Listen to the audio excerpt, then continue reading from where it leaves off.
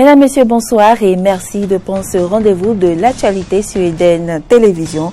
Au menu de cette édition, rejet de la modification de la Constitution béninoise du 11 décembre 1990. La majorité qualifiée des 3 cas nécessaires à la recevabilité du test n'a pas été atteinte ce mardi à l'hémicycle. Les Gambiens sont appelés aux urnes jeudi pour choisir leurs députés. La campagne des futures législatives de la Gambie s'est achevée ce mardi. Et puis, ils étaient tous présents sur le plateau de la chaîne de télévision française BFM pour le grand débat des 11 candidats à la présidentielle, une fois dans l'histoire des élections présidentielles.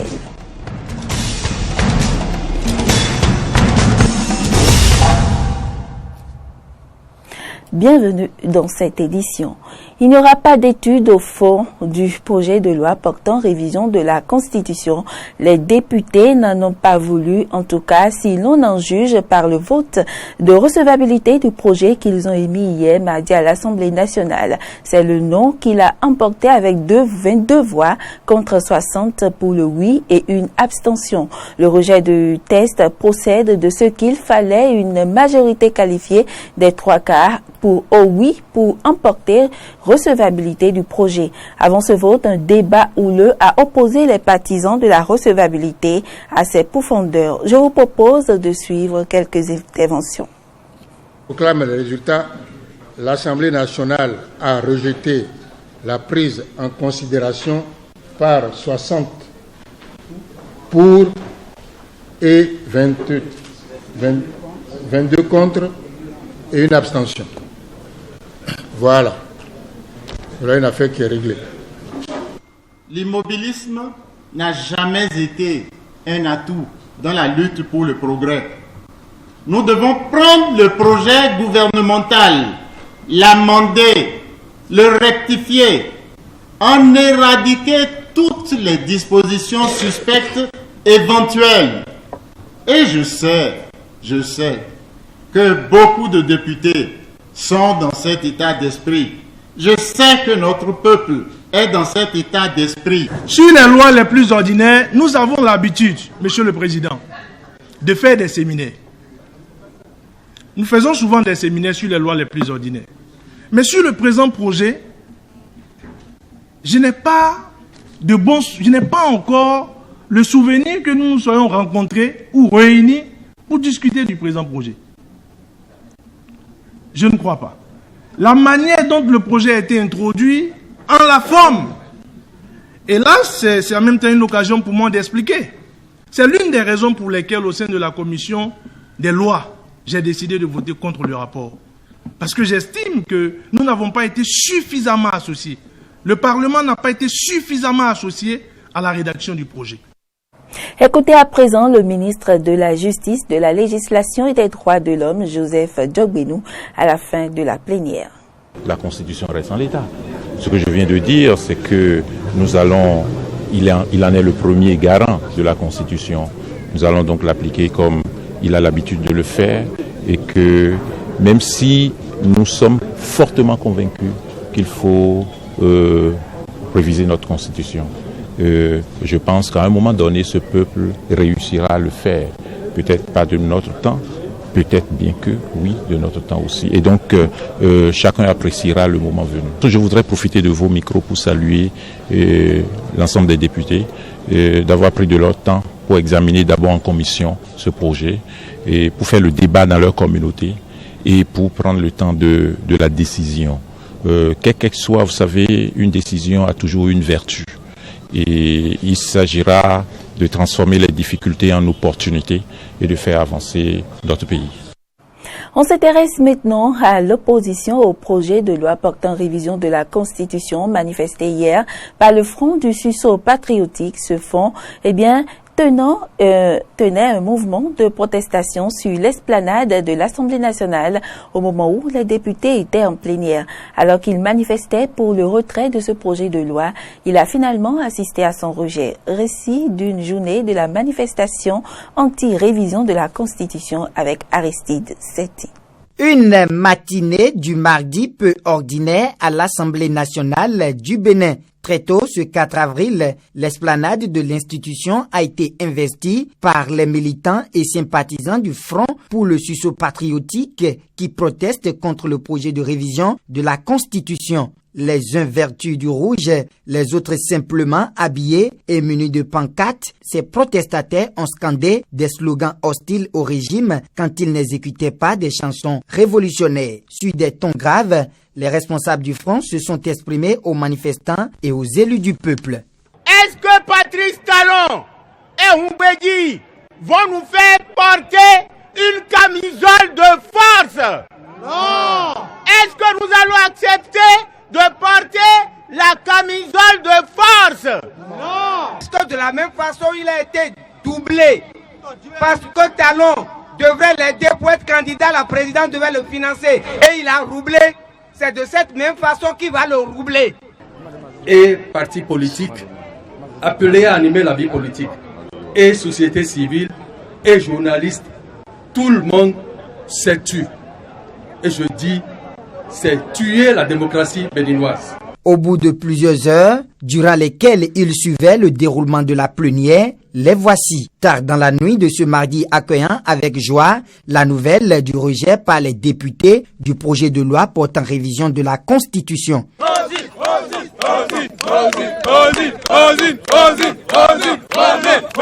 Les parlementaires venaient de finir leur vote relatif à la recevabilité de ce projet. Les manifestants quittent vers 22h pour les derniers l'esplanade de l'Assemblée nationale avec, ont-ils dit, le sentiment d'avoir atteint leurs objectifs, assister au rejet du projet de loi portant révision de la Constitution.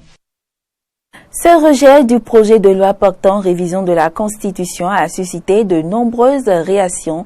Écoutez ici la voix du peuple. Ce sont des propos recueillis par Aristide Setti et Fréjus Fiossi. Je suis vraiment en joie ce soir. Le Bénin, notre pays, le Bénin, le Seigneur n'a pas laissé notre pays. Et les mânes de nos ancêtres n'ont pas laissé notre pays.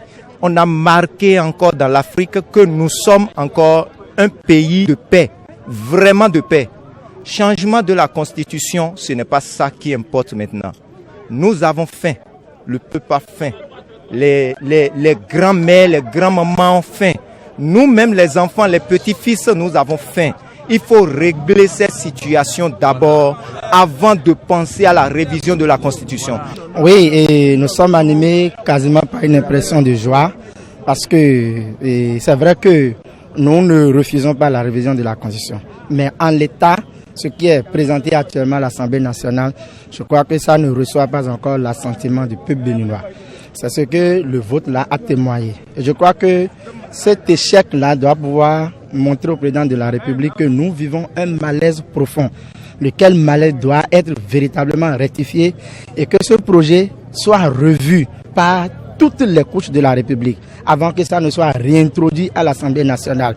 Je crois que ce mot d'ordre doit pouvoir donner suffisamment de leçons. Vraiment, c'est une joie terrible pour moi parce que une fois encore, le Bénin a étonné. Et c'est ce qu'on pense de notre pays, ça. On dit le Bénin étonne, il étonnera toujours. Autre chose dans cette édition, organisation des examens nationaux dans l'enseignement supérieur privé. C'est un passage obligé pour les étudiants de ces établissements dans le processus d'obtention de leur diplôme et de leur reconnaissance étatique. Plus question pour leur établissement également de se contenter de la co-signature. À terme, ils doivent décrocher leur homologation. Homologation, co-signature, que comprendre et quel rapport avec la nouvelle ère de reconnaissance des diplômes dans ce secteur? Réponse dans ce sujet de Fréjus Seroulan et Damien Pedro. L'année 2017 est celle d'un grand bouleversement au sein des établissements d'enseignement supérieur privés. Le mécanisme de reconnaissance et de validation des diplômes change. De la co-signature, on passe donc à l'ère de l'organisation des examens nationaux pour une période transitoire de 3 ans afin de prendre un nouveau départ en matière d'homologation des établissements d'enseignement supérieur privés. Mais avant, il est important de comprendre ces différents concepts de reconnaissance par l'État de ces universités privées. Le docteur Dodia Mouzouvi, directeur des établissements privés de l'enseignement supérieur, explique ici le mécanisme de la co-signature. Les décrets, les tests qui ont institué la constitution, c'était que quand on a contrôlé l'établissement, quand on l'a accompagné, quand on a fait tout ce qu'on devait faire avec lui, inspection, contrôle inopiné, que tout ça est favorable, il délivre le diplôme. Il délivre le diplôme, ce diplôme-là arrive au niveau d'une commission interministérielle qui regroupe l'enseignement supérieur, qui regroupe la fonction publique, qui regroupe les finances, etc., etc. Cette commission interministérielle se réunit, les experts se réunissent donc et prennent les dossiers, les étudient et vérifient sur la base des tests, des éléments importants, ils vérifient si tout est OK, ils signent. Mais quand on analyse bien, ce système a un ensemble de failles. Failles exploitées par certains établissements d'enseignement supérieur privés de mauvaise foi, reconnus par l'État pour 2 ou 3 filières, mais qui offrent 6 ou 7 autres filières. Et le gouvernement actuel a décidé donc, pour une période transitoire, de créer une parenthèse, de mettre en place les examens nationaux et de permettre, tout en respectant ce que disent les tests, de permettre aux établissements qui le souhaitent et qui offrent toutes les garanties d'être homologues. En quoi consiste alors cette homologation? Le docteur Dodi Amozouvi répond. Donc, normalement, les 3 régimes de fonctionnement d'une université privée, c'est ouverture, c'est agrément et c'est homologation. Lorsque vous êtes à ce régime, on ne vous organise plus des examens nationaux. Vous êtes autonome, vous êtes homologue des universités publiques dans l'état où elles se retrouvent aujourd'hui et vous pouvez vous-même, sur les conditions, les engagements que vous avez pris, délivrer directement les diplômes à vos apprenants. Et vous avez, sur le plan de la délivrance des diplômes, les mêmes droits. Aujourd'hui, il n'y a pas d'université ou d'établissement privé qui soit déjà arrivé à ce niveau. À ce stade, l'État n'organisera plus les examens nationaux, mais sera toujours présent pour surveiller, inspecter et accompagner les établissements d'enseignement supérieur privés. L'actualité hors du Bénin à présent, la période de la campagne électorale des législatives en Gambie s'est achevée ce mardi. Suivra jeudi le scrutin. Près de 50 sièges sont à pourvoir. Reportage. Un peu plus de 886 000 électeurs sur près de 2 millions d'habitants doivent choisir leurs députés parmi 239 candidats selon la commission électorale. Les prétendants sont issus de 9 partis politiques ou de listes indépendantes. Peu de posters géants étaient visibles dans les rues de la capitale Banjul, à l'inverse de la campagne pour la présidentielle de décembre 2016, selon des journalistes de l'AFP qui ont surtout aperçu des affiches de petit format assez variées. Mardi, au dernier jour de la campagne ouverte le 15 mars, beaucoup de Gambiens exprimaient l'espoir d'avoir de nouveaux députés non subordonnés à l'exécutif. I'm pretty sure it's going to be different from the previous ones. Je suis assez sûr que ces élections seront différentes des précédentes à cause du changement de régime. Les gens sont désormais libres et n'ont plus peur d'exprimer leur opinion comme avant. Aller au Parlement, ça me donnerait l'opportunité de réviser la Constitution pour les médias et d'autres très mauvaises choses en matière de droit. Le parti de Yaya Jammeh, l'Alliance patriotique pour la réorientation et la reconstruction APRC, a des candidats en lice dans 29 des 53 circonscriptions électorales et est confiant dans ses chances. Les gens utilisent les réseaux sociaux car ils pensent qu'en faisant cela, ils peuvent enterrer le parti. Mais je vous le dis, avec le développement que le parti a créé durant des années, personne ne peut enterrer la APRC. Nous sommes là pour rester et pour toujours. L'APRC avait remporté une victoire écrasante aux précédentes législatives en 2012, boycottée par 6 des principaux partis d'opposition de l'époque qui accusaient le régime d'abus de pouvoir. Le scrutin de jeudi enregistre aussi plusieurs dizaines de candidatures de formation de la nouvelle majorité autour du président Adama Barrow, incluant le Parti démocratique unifié. Si le paysage politique a beaucoup changé en quelques mois en Gambie, une spécificité locale demeurera pour le scrutin. Le vote avec des billes, à la place des bulletins de vote et des bidons de couleurs différentes servant d'urne. Les opérations de vote sont prévues de 8h à 17h. Les premiers résultats sont attendus vendredi selon l'IEC. En France, il était question d'un débat télévisé qui opposait les 11 candidats à la présidentielle d'avril-mai 2017.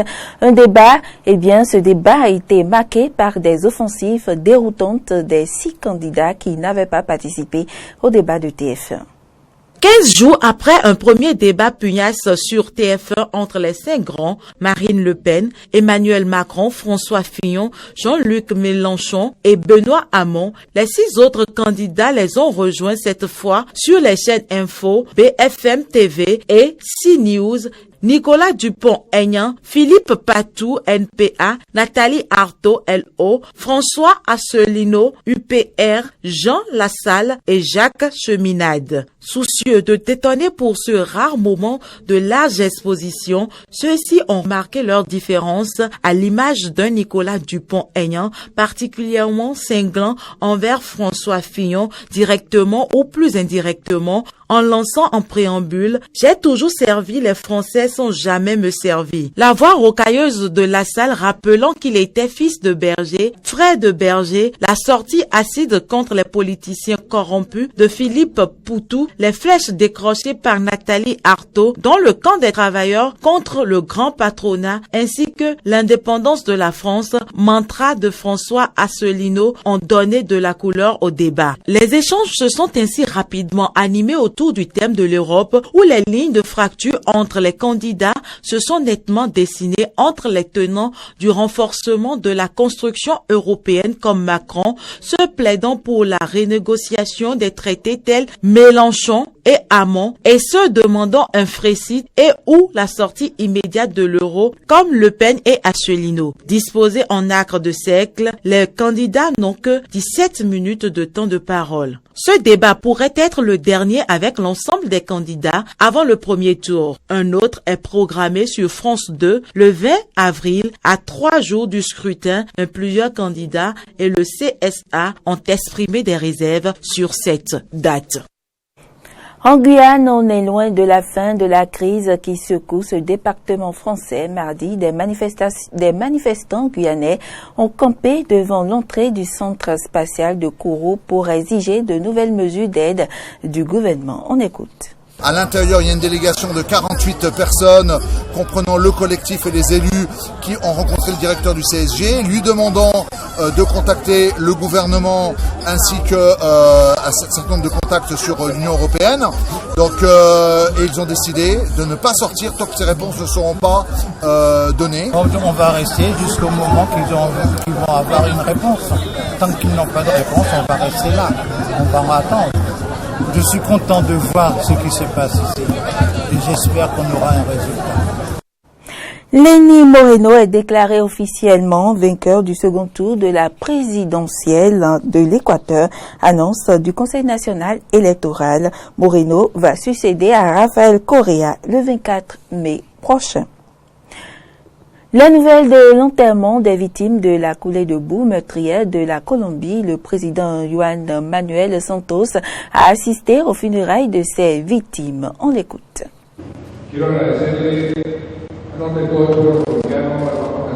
Je souhaite remercier au nom de tout le peuple colombien le pape François. Son message nous remplit de force et nous donne la volonté d'aller de l'avant pour faire face à cette terrible tragédie avec la force nécessaire.